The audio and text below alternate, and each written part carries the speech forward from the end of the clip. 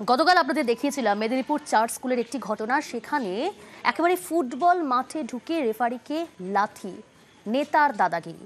আর আজ মেদিনীপুরের পর ভাঙড়ে ফুটবল খেলাকে কেন্দ্র করে একেবারে সেখানে নেতার দাদাগিরি দেখা গেল। তৃণমূল নেতার দাদাগিরি, শিক্ষককে চল কিল ঘুষি। আর এই ঘটনায় তাকে যখন প্রশ্ন করা হলো, রীতিমতো সেই অভিযোগ একেবারে মানতে নারাজ।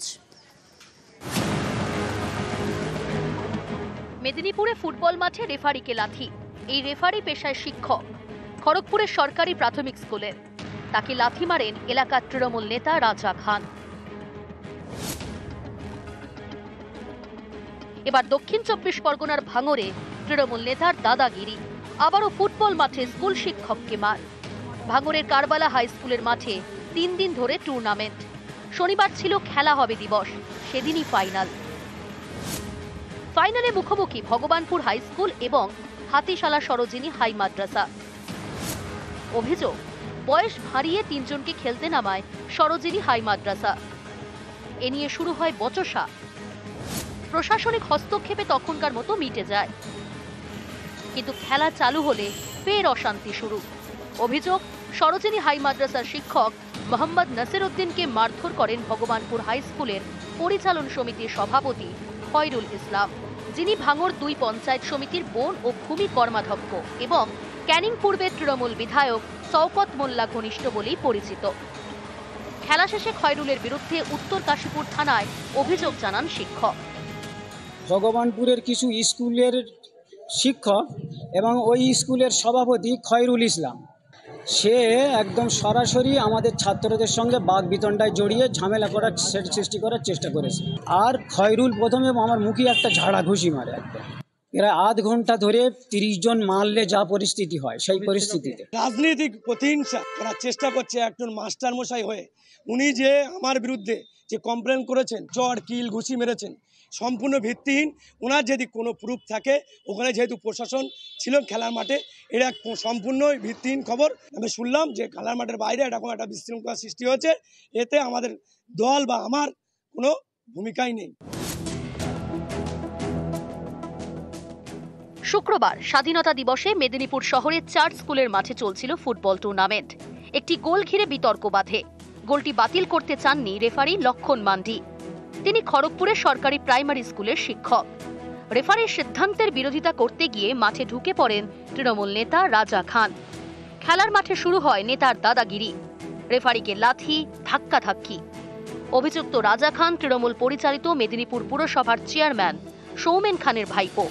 রাজাকে শনিবার গ্রেফতার করে পুলিশ।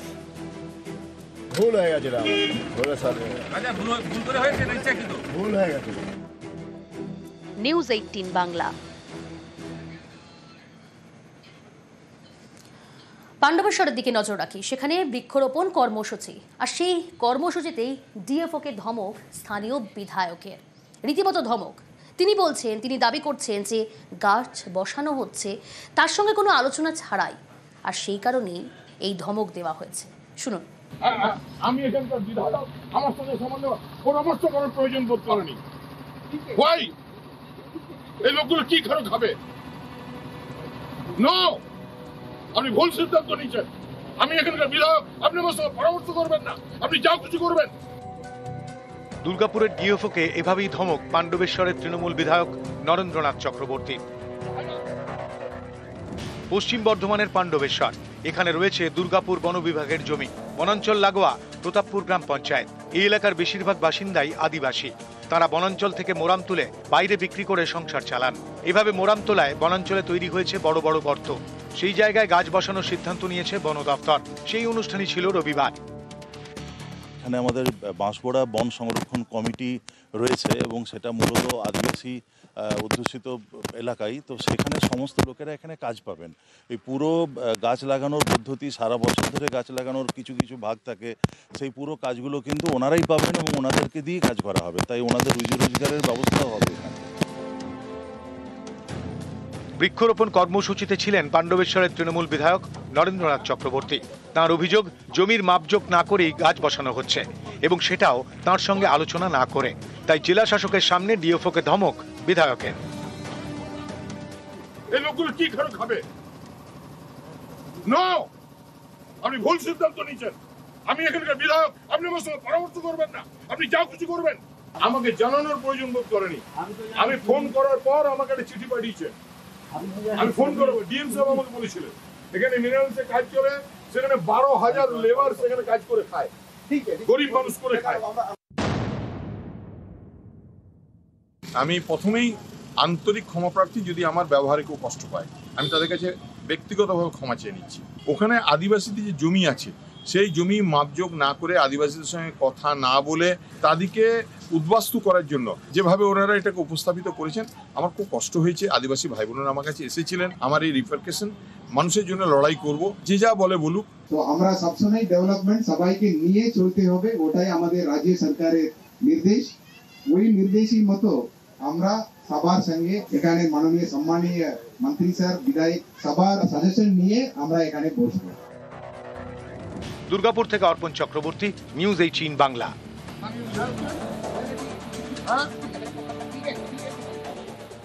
গতকাল আপনাদের দেখিয়েছিলাম মেদিনীপুর চার্চ স্কুলের একটি ঘটনা। সেখানে একেবারে ফুটবল মাঠে ঢুকে রেফারিকে লাথি, নেতার দাদাগিরি।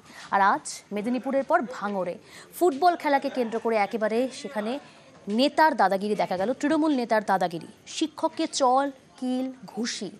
আর এই ঘটনায় তাকে যখন প্রশ্ন করা হলো, রীতিমতো সেই অভিযোগ একেবারে মানতে নারাজ। মেদিনীপুরে ফুটবল মাঠে রেফারিকে লাথি। এই রেফারি পেশায় শিক্ষক, খড়গপুরের সরকারি প্রাথমিক স্কুলের। তাকে লাথি মারেন এলাকার তৃণমূল নেতা রাজা খান। এবার দক্ষিণ 24 পরগনার ভাঙড়ে তৃণমূল নেতার দাদাগিরি। আবারও ফুটবল মাঠে স্কুল শিক্ষককে মার। ভাঙড়ের কারবালা হাই স্কুলের মাঠে 3 দিন ধরে টুর্নামেন্ট। শনিবার ছিল খেলা হবে দিবস, সেদিনই ফাইনালে মুখোমুখি ভগবানপুর হাই স্কুল এবং হাতিশালা সরোজিনী হাই মাদ্রাসা। অভিযোগ, বয়স ভারিয়ে 3 জনকে খেলতে নামায় সরোজিনী হাই মাদ্রাসা।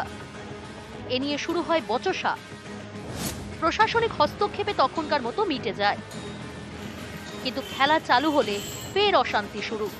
অভিযোগ, সরোজিনী হাই মাদ্রাসার শিক্ষক মোহাম্মদ নাসির উদ্দিনকে মারধর করেন ভগবানপুর হাই স্কুলের পরিচালন সমিতির সভাপতি খয়রুল ইসলাম, যিনি ভাঙড় 2 পঞ্চায়েত সমিতির বন ও ভূমি কর্মাধ্যক্ষ এবং ক্যানিং পূর্বের তৃণমূল বিধায়ক শওকত মোল্লা ঘনিষ্ঠ বলেই পরিচিত।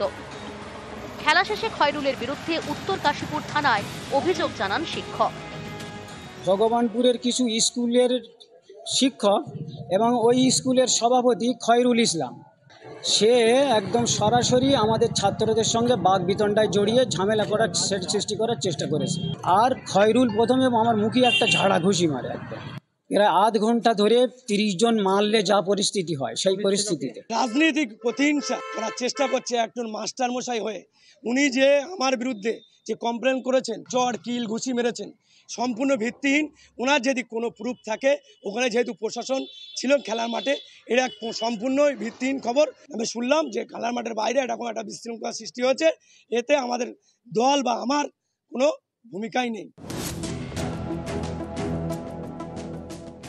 শুক্রবার স্বাধীনতা দিবসে মেদিনীপুর শহরের চার্চ স্কুলের মাঠে চলছিল ফুটবল টুর্নামেন্ট। একটি গোল ঘিরে বিতর্ক বাধে। গোলটি বাতিল করতে চাননি রেফারি লক্ষণ মান্ডি। তিনি খড়গপুরের সরকারি প্রাইমারি স্কুলের শিক্ষক। রেফারির সিদ্ধান্তের বিরোধিতা করতে গিয়ে মাঠে ঢুকে পড়েন তৃণমূল নেতা রাজা খান। খেলার মাঠে শুরু হয় নেতার দাদাগিরি, রেফারিকে লাথি, ধাক্কাধাক্কি। অভিযুক্ত রাজা খান তৃণমূল পরিচালিত মেদিনীপুর পুরসভার চেয়ারম্যান সৌমেন খানের ভাইপো। রাজাকে শনিবার গ্রেফতার করে পুলিশ। ভুল হয়ে গেছে, ভুল হয়ে গেছে। নিউজ 18 বাংলা। পাণ্ডবেশ্বরের দিকে নজর রাখি। সেখানে বৃক্ষরোপণ কর্মসূচি, আর সেই কর্মসূচিতেই ডিএফওকে ধমক স্থানীয় বিধায়কের। রীতিমতো ধমক।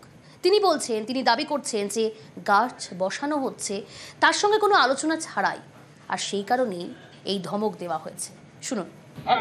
আমি এখানকার বিধায়ক, আমার সঙ্গে সামান্য পরামর্শ করার প্রয়োজন বোধ করেনি। ভাই, এই লোকগুলো কি করে খাবে? নো, আপনি ভুল সিদ্ধান্ত নিয়েছেন। আমি এখানকার বিধায়ক, আপনি আমার সঙ্গে পরামর্শ করবেন না, আপনি যা খুশি করবেন। দুর্গাপুরের ডিএফওকে এভাবেই ধমক পাণ্ডবেশ্বরের তৃণমূল বিধায়ক নরেন্দ্রনাথ চক্রবর্তীর। পশ্চিম বর্ধমানের পাণ্ডবেশ্বর, এখানে রয়েছে দুর্গাপুর বন বিভাগের জমি, বনাঞ্চল লাগোয়া প্রতাপপুর গ্রাম পঞ্চায়েত। এই এলাকার বেশিরভাগ বাসিন্দাই আদিবাসী। তারা বনাঞ্চল থেকে মোরাম তুলে বাইরে বিক্রি করে সংসার চালান। এভাবে মোরাম তোলায় বনাঞ্চলে তৈরি হয়েছে বড় বড় গর্ত। সেই জায়গায় গাছ বসানোর সিদ্ধান্ত নিয়েছে বন দপ্তর। সেই অনুষ্ঠানই ছিল রবিবার। এখানে আমাদের বাঁশবোড়া বন সংরক্ষণ কমিটি রয়েছে এবং সেটা মূলত আদিবাসী অধ্যুষিত এলাকায়, তো সেখানে সমস্ত লোকেরা এখানে কাজ পাবেন। এই পুরো গাছ লাগানোর পদ্ধতি, সারা বছর ধরে গাছ লাগানোর কিছু কিছু ভাগ থাকে, সেই পুরো কাজগুলো কিন্তু ওনারাই পাবেন এবং ওনাদেরকে দিয়ে কাজ করা হবে, তাই ওনাদের রুজি রোজগারের ব্যবস্থাও হবে এখানে। বৃক্ষরোপণ কর্মসূচিতে ছিলেন পাণ্ডবেশ্বরের তৃণমূল বিধায়ক নরেন্দ্রনাথ চক্রবর্তী। তাঁর অভিযোগ, জমির মাপজোক না করেই গাছ বসানো হচ্ছে এবং সেটাও তাঁর সঙ্গে আলোচনা না করে। তাই জেলা শাসকের সামনে ডিএফওকে ধমক বিধায়কের। এই লোকগুলো কি করে খাবে? নো, আপনি ভুল সিদ্ধান্ত নিয়েছেন। আমি এখানকার বিধায়ক, আপনি আমার সঙ্গে পরামর্শ করবেন না, আপনি যা খুশি করবেন। আমাকে জানানোর প্রয়োজন বোধ করেনি। আমি ফোন করার পর আমাকে একটা চিঠি পাঠিয়েছে। আমি ফোন করবো, ডিএম সাহেব আমাকে বলেছিলেন এখানে মিনারেলসে কাজ করে, সেখানে 12,000 লেবার সেখানে কাজ করে খায়, গরিব মানুষ করে খায়। আমি প্রথমেই আন্তরিক ক্ষমাপ্রার্থী যদি আমার ব্যবহারে কেউ কষ্ট পায়। আমি তাদের কাছে ব্যক্তিগতভাবে ক্ষমা চেয়ে নিচ্ছি। ওখানে আদিবাসীদের যে জমি আছে, সেই জমি মাপজোক না করে, আদিবাসীদের সঙ্গে কথা না বলে, তাদেরকে উদ্বাস্তু করার জন্য যেভাবে ওনারা এটাকে উপস্থাপিত করেছেন, আমার খুব কষ্ট হয়েছে। আদিবাসী ভাই বোনেরা আমার কাছে এসেছিলেন, আমার এই রিপারকেশন মানুষের জন্য লড়াই করব, যে যা বলে বলুক। তো আমরা সবসময় ডেভেলপমেন্ট সবাইকে নিয়ে চলতে হবে, ওটাই আমাদের রাজ্য সরকারের নির্দেশ। ওই নির্দেশই মতো আমরা সবার সঙ্গে এখানে মাননীয় সম্মানীয় মন্ত্রী স্যার, বিধায়ক, সবার সাজেশন নিয়ে আমরা এখানে বসবো। দুর্গাপুর থেকে অর্পণ চক্রবর্তী, নিউজ 18 বাংলা।